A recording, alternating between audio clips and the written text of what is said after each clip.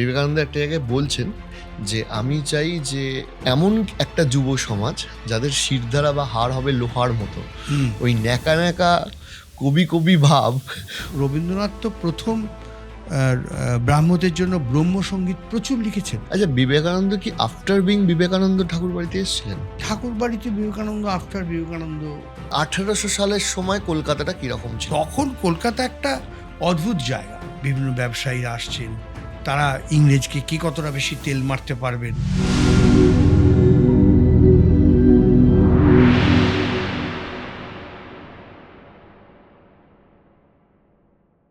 রবীন্দ্রনাথ ঠাকুর এবং ঠাকুর শ্রী রামকৃষ্ণদেবের একটাই সাক্ষাৎ হয়েছিল, সেটা নিয়ে একটু যদি বলেন। তারপর আমার অনেকগুলো প্রশ্ন আছে আপনার কাছে। আসলে রবীন্দ্রনাথ যখন খুব যুবক, তারপরেই তো ঠাকুর চলে গেলেন। ঠাকুর মারা গেলেন। রবীন্দ্রনাথের তখন বয়স কত? রবীন্দ্রনাথের বয়স তখন 22 বছর।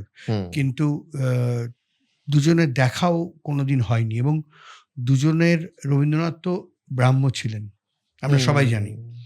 এবং তার বাবা মহর্ষি দেবেন্দ্রনাথ বাড়িতে দুর্গাপুজো বন্ধ করে দিয়েছিলেন, কোনো মূর্তি পূজার বন্ধ করে দিয়েছিলেন। তৎসত্ত্বেও যেটা খুব আমাদের কাছে মানে আকর্ষণীয় মনে হয়, দেবেন ঠাকুরের সঙ্গে বা রবীন্দ্রনাথের সঙ্গে খুব ঘনিষ্ঠতা না থাকলেও স্বামী বিবেকানন্দকে দেবেন ঠাকুর খুব স্নেহ করতেন। আচ্ছা। এবং স্বামী বিবেকানন্দ, নরেন দত্ত নিয়মিত আসতেন দেবেন ঠাকুরের কাছে, ঠাকুর বাড়িতে। আচ্ছা। পরবর্তীকালে যখন নরেন দত্ত পুরোপুরি স্বামী বিবেকানন্দ হয়ে গেলেন আর দেবেন ঠাকুরও চলে গেলেন, তখন রবীন্দ্রনাথের সঙ্গে স্বামী বিবেকানন্দের একটা অদ্ভুত দূরত্ব ছিল।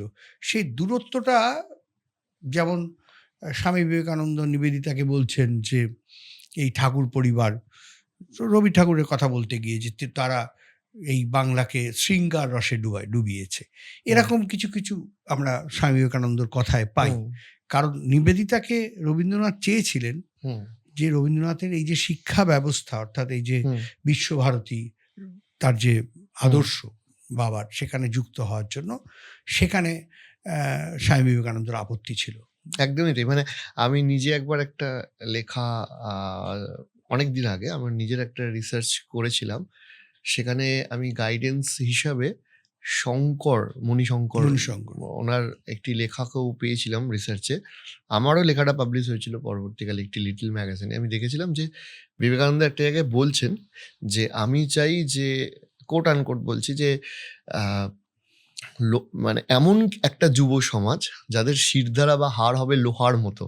ওই ন্যাকা ন্যাকা কবি কবি ভাব ওই দিয়ে চলিবে না, খোঁচাচ্ছেন রবীন্দ্রনাথ। এবার আবার ইন্টারেস্টিং তোমাকে বলছি, যেটা আমার কাছে খুব অবাক লাগছে। আবার বিবেকানন্দর যখন ঠাকুর বাড়িতে আসছেন, রবীন্দ্রনাথ তো প্রথম ব্রাহ্মদের জন্য ব্রহ্মসঙ্গীত প্রচুর লিখেছেন।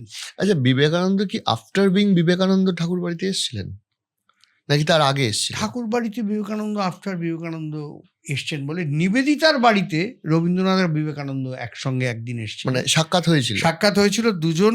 তার আগে ঠাকুর বাড়িতে যখন উনি নরেন দত্ত এসছেন, ব্রহ্মসঙ্গীত, বিবেকানন্দ অসাধারণ গান করতেন, ব্রহ্মসঙ্গীত দেবেন ঠাকুর তার কনিষ্ঠ পুত্রের ব্রহ্মসঙ্গীত বিবেকানন্দকে দিয়ে গাইয়েছেন, এরকমও আমরা জানতে পারছি। কিন্তু তখন উনি নরেন দত্ত, বিবেকানন্দ 1863, রবীন্দ্রনাথ 1861, 2 বছরের ছোট বড়। তো কিন্তু বিবেকানন্দ হয়ে যাওয়ার পরে, যখন উনি ঠাকুর শ্রীরামকৃষ্ণের ভাবাদর্শে সারা পৃথিবীতে হিন্দু ধর্মের প্রচার এবং প্রসার করার জন্য ছুটে বেড়াচ্ছেন, এবং বেলুর মঠ তৈরির জন্য যখন টাকা জোগাড় করছেন, আমেরিকায় গিয়ে লেকচার দিচ্ছেন, ইংল্যান্ডে গিয়ে, তখন কিন্তু উনি আর ঠাকুর বাড়িতে আসেননি। একবার নিবেদিতা, আমার মনে হয় প্রথম ওই শিকাগো থেকে ফেরার পর থেকে ডিফারেন্সটা বিরাটভাবে বাড়তে থাকে। এবং তারপরে তো বিবেকানন্দ পরবর্তীকালে আরেকবার যান আমেরিকায়, দ্বিতীয় সফর ডোনেশন সংগ্রহের জন্য শুরু হয়। এবং ওই ভদ্রমহিলা ম্যাকলিয়ার, তিনি প্রচুর টাকা বিবেকানন্দকে দিয়েছিলেন তুলে দিয়েছিলেন। পরে বিবেকানন্দ- ওটা নিয়ে বিতর্ক হ্যাঁ, বিবেকানন্দ তো বিতর্ক, দেখো একজন মানুষ যখন এই জায়গায় পৌঁছে, রবীন্দ্রনাথকে নিয়ে কি আমাদের কম বিতর্ক? আর বিবেকানন্দ নিবেদিতার সম্পর্ক নিয়ে কি আমাদের মধ্যে মাঝে মাঝে দোলাচল নেই? আছে। কিন্তু এই মানুষগুলো না এমন একটা লেভেলে নিজেদেরকে তুলে নিয়ে গেছিলেন যে বিতর্কের ঊর্ধ্বে। অবশ্যই। স্বামী বিবেকানন্দ কাছে নিবেদিতা বলছেন যে আমি কিন্তু তোমাকে দেখেই এসছি। তো বলছে হ্যাঁ, আমি তোমাকে বোন হিসেবে গ্রহণ করেছি। আমাদের দুজনের পথ কিন্তু সাধনার পথ। আমাদের দুজনের কিন্তু পারস্পরিক জীবনযাপন বা একসঙ্গে জীবনযাপনের পথ নয়।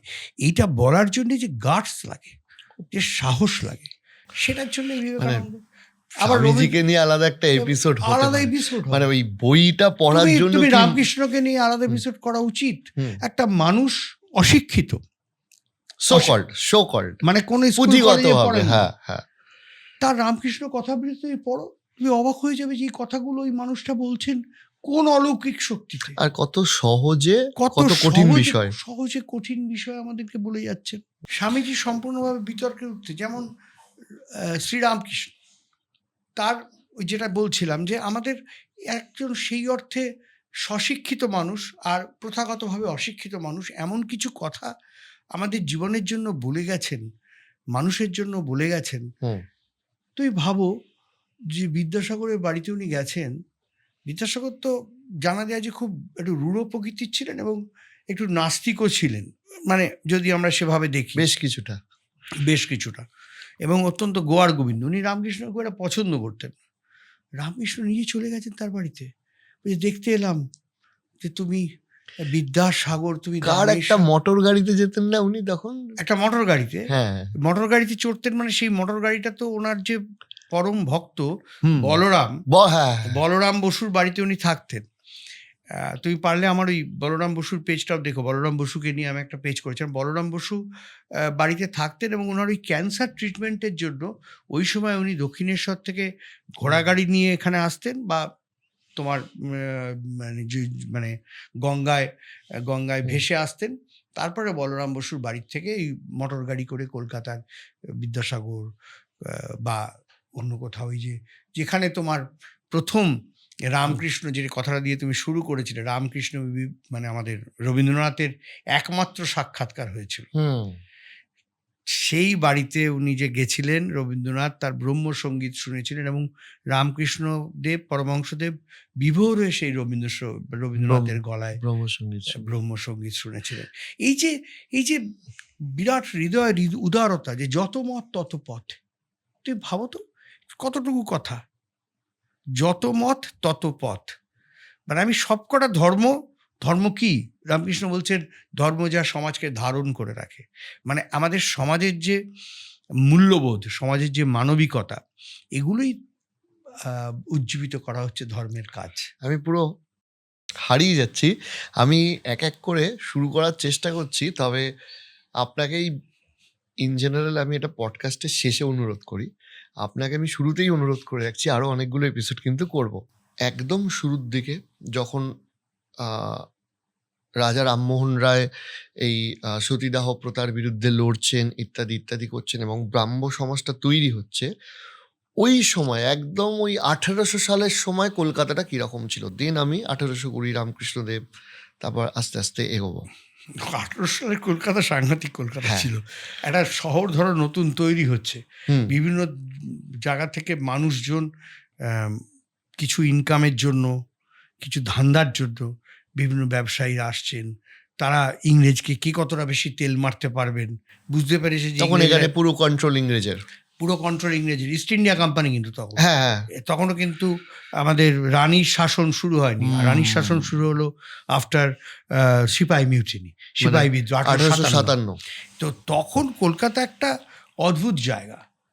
কিছু লোক তারা মানে এই ধরো রামদুলাল সরকার, যার নামে রামদুলাল সরকার স্ট্রিট, ওইদিকে তোমার ছাতুবাবু, লাটুবাবু, এরা এবিডি স্ট্রিটে এরা পায়রা ওড়াচ্ছে, তোমার মুরগির লড়াই করছে। মানে এদের টাকাটাকে ওই ব্রিটিশদের সাথে তখন বাণিজ্য হচ্ছে, ব্রিটিশের সাথে ওরা হচ্ছে দেওয়ান, মানে ওদের কমিশন ফিক্সড। এরা সব জগৎ শেঠের গোষ্ঠী, এদের সমস্ত কমিশন ফিক্সড হয়ে গেছে যে ব্রিটিশরা এইখান থেকে এই মালটা গস্ত করবে, করে এখান থেকে রেশম, ধরো সিল্ক চলে যাচ্ছে ইংল্যান্ডে, সিল্ক, সেখান থেকে ব্রিটিশদের জিনিস তৈরি হচ্ছে। পরাধীন হওয়ার পরে তো ব্রিটিশরা প্রথম যেটা করলো যে আমাদের নিজস্ব যে শিল্পগুলো ছিল সেগুলোকে কেটে দিল, দিয়ে আমাদের এখান থেকে মেটেরিয়াল নিয়ে সেগুলো নিয়ে যাচ্ছে ওদের দেশে, এটাই ওদের, এবং যেটা নিয়ে আমাদের পরবর্তীকালে আন্দোলন হয়েছে, নীল চাষ নিয়ে, নীল চাষীদের আন্দোলন, যেটা নিয়ে দীনবন্ধু মিত্র নীল দর্পণ লিখলেন। তো সেই সময়টায় কলকাতায় এই মোসাহেব, ইংরেজের মোসাহেব, আবার এই যারা তৎকালীন বাবু সমাজ তাদের মোসাহেব, তাদের বাইজি পাড়া, বেনারস আস্তে আস্তে এরা চলে এসছে। ইংরেজরা তো সব এদেরকে ধরে ধরে নিয়ে গিয়ে কাউকে বার্মাতে পাঠাচ্ছে, কাউকে কলকাতার টিপু সুলতান, কলকাতার মেটিয়া বুরুজ, এইসব জায়গাগুলোতে এনে ফেলছে। তো মানে বিভিন্ন যে মুসলিম নবাব এবং যাদেরকে হারাচ্ছে তুলে এনে কলকাতা একটা জায়গায় সেট করে দিচ্ছে। আচ্ছা, তাহলে ওদের ওখানে যারা বাইজি তারাও পিছু আসছে। তখন এখানে পুলিশ এবং অ্যাডমিনিস্ট্রেটিভ কন্ট্রোলটা ব্রিটিশদের, ইস্ট ইন্ডিয়া কোম্পানির হাতে পুরোপুরি, এবং শেরিফদের হাতে। তখন মূলত শেরিফরা চালাচ্ছে ওই স্টাইল। তখন শেরিফরা আস্তে আস্তে লালবাজার তৈরি হচ্ছে স্কটল্যান্ড ইয়ার্ডের ধাঁচে, অ্যাডমিনিস্ট্রেশন নতুন করে তৈরি হচ্ছে, কিন্তু অ্যাডমিনিস্ট্রেশন তখন অত্যন্ত পুর, মানে খুবই সেই অর্থে একটা মানে হ্যাপাজার্ড অবস্থা চলছে। তো এবং সেই সময় কিন্তু সেই সময়ে আবার ব্রিটিশদের মধ্যে এমন কিছু মানুষ এলেন যারা মূলত আয়ারল্যান্ডের লোক বা স্কটল্যান্ডের লোক, প্রপার ব্রিটেনের লোক নয়। ব্রিটেন তো 3টে দেশ নিয়ে তৈরি, একটা হচ্ছে আয়ারল্যান্ড, নর্থ আয়ারল্যান্ড, স্কটল্যান্ড আর ইংল্যান্ড। তো এই ইংল্যান্ডের যারা লোক নয় তারা কিন্তু মনে মনে ভারতের এই যারা তাদের পক্ষে এই ডিরোজিওকে আমরা পাচ্ছি, বেথুনকে পাচ্ছি, এই যে সময়টা। আবার ওই সময় তুমি যদি রামমোহনকে দেখো, এক্স্যাক্টলি একটা অন্ধকার একটা সমাজ। বিদ্যাসাগর তো পরে, আমার এখনো গুজবাম দিচ্ছে, বাঙালির ইতিহাস শুরু হচ্ছে। হ্যাঁ, মানে বাঙালির ইতিহাস শুরু হচ্ছে। রামমোহন রায় তার বাড়িতে এক ধরনের মানসিকতা, তিনি সেই মানসিকতার সম্পূর্ণ বিরোধী। তিনি ইংল্যান্ডে যাচ্ছেন তার জন্য আলাদা, এদিকে তার জন্য আলাদা কিন্তু তোমার পাচক যাচ্ছে এখান থেকে, যে উনি কোনো অন্য ধর্মের পাচকের হাতে রান্না খাবেন না। আবার সেই লোকটাই নারী শিক্ষা, সতীদাহ, এই জায়গাগুলোকে খুলে দেওয়ার চেষ্টা করছেন। আচ্ছা, এই যে আলাদা করে যে রাঁধুনি যাচ্ছে বা পাচক যাচ্ছে, এটা কি রামমোহন নিজেই ব্যবস্থা করে, বাড়ির লোক? না, বাড়ি থেকে তখন তো বের করে দেওয়া হয় ওকে। বাড়ি থেকে বের করে দেওয়া হলো। আবার উনি বাড়িতে ঢুকলেন। ওনার পাণ্ডিত্যটা এমনই ছিল অরিজিৎ, যে তুমি ভাবো যে উনি তিব্বতে চলে গেলেন। তখনকার দিনে চলে যাচ্ছে তিব্বতে। কেন? তিব্বতের যে বৌদ্ধ ধর্ম, আমাদের তো বৌদ্ধ ধর্মের অনেকগুলো ভাগ আছে, মহাযান, হীনযান, আর একটা ছিল বজ্রযান। এই বজ্রযানটা হচ্ছে টিবেটিয়ান, যারা আমাদের এই তারা, এই যে আমাদের তারা মা কালী, এই কনসেপ্টগুলো তো মিক্সড হয়ে আসছে টিবেটিয়ান কনসেপ্ট থেকে। এই তন্ত্র মন্ত্র সাধনা, এটার খোঁজে রামমোহন যাচ্ছেন। টিবেটিয়ান পুঁথিগুলো, টিবেটিয়ান ভাষা জানেন না, ওইখানে উনি থাকলেন তিব্বতে গিয়ে ওদের নিয়ম ছিল যে তুমি তখন তো এই মোবাইলের কথা ভুলে যাও, কোনো ছবি তোলার তো কোনো জেরক্স ছিল না। আমি ভাবছি জেরক্স ছিল না। ওই অবস্থা উনি হেঁটে হেঁটে বাড়ি থেকে না জানিয়ে কত কঠিন কাজ, এবং ওখানে গিয়ে উনি তিব্বতে থাকলেন। এবার তিব্বতে থেকে তিব্বতীয়ান ভাষাটা শিখলেন। পাণ্ডিত্য তো অসাধারণ। টিবেটিয়ান আর মানে আমাদের আরবি, ফার্সি, ইংরেজ, ইংলিশ, বাংলা, সংস্কৃত, কতগুলো ভাষা, 7-8টা ভাষা, 7-8, তার সঙ্গে তিবেতিয়ান ভাষা যোগ হলো। উনি শিখলেন, শিখে তিবেতিয়ান পুঁথি পড়তে শুরু করলেন। এবার টিবেটিয়ান লামাদের সন্দেহ হলো যে এখান থেকে যাচ্ছে না, নিশ্চয়ই কোনো একটা উদ্দেশ্য আছে। এ কি মানে ওখানে দুটি মেয়ের সঙ্গে ওর সম্পর্ক হয়, টিবেটিয়ান দুটি মেয়ের সঙ্গে।